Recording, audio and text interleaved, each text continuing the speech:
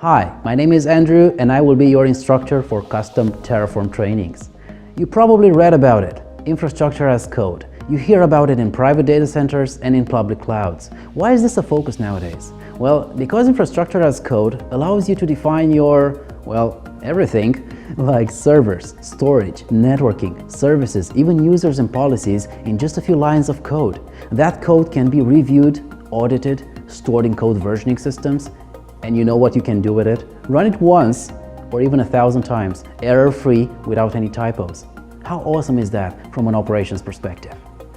Well, in my opinion, Terraform is currently the best tool out there for infrastructure as code. It works with any cloud provider or with any private data center, and in just a few hours you'll learn all the necessary skills to write that code in infrastructure as code. And you'll get to apply these skills in hands-on labs on real cloud resources.